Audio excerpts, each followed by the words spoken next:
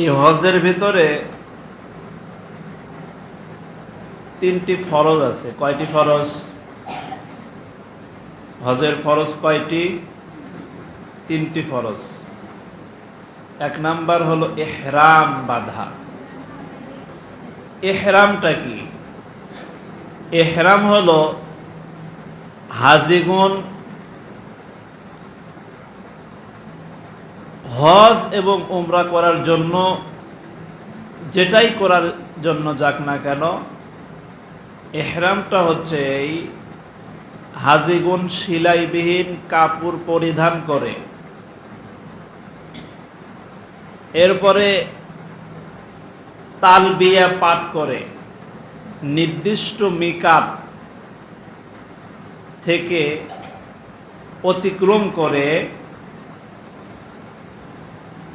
কিছু কাজ থেকে বিরত থাকার নাম হচ্ছে ইহরাম। তাহলে হাজিগণ সেলাইবিহীন কাপড় পরিধান করবে, নির্দিষ্ট মিকাত অতিক্রম করবে, এরপরে তালবিয়া পাঠ করবে, আর কিছু নিষিদ্ধ কাজ থেকে বিরত থাকার নাম হচ্ছে ইহরাম।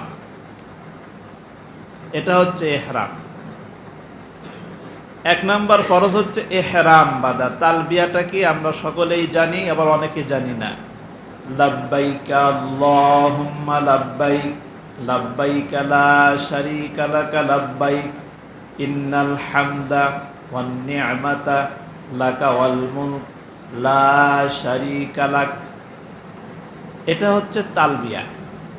যখন হাজিগণ ইহরাম বেঁধে সেলাইবিহীন কাপড় পরিধান করে নির্দিষ্ট মিকাত অতিক্রম করবে, তখন তারা এই তালবিয়া পাঠ করবে, তার ইহরাম বাঁধা হয়ে গেল। এরপরে হচ্ছে উকুফে আরাফা, আরাফার ময়দানে অবস্থান করা।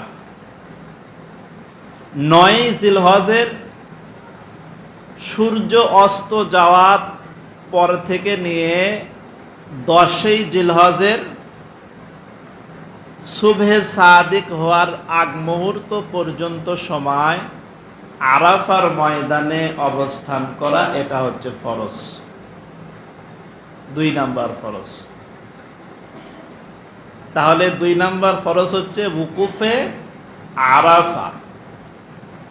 ৩ নাম্বার হচ্ছে তাওয়াফে জিয়ারা। জিলহজ মাসের ১০ তারিখ থেকে নিয়ে ১২ তারিখের মধ্যে কোনো একদিন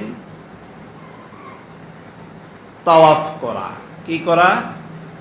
তাওয়াফ করা। এটা হচ্ছে ফরজ।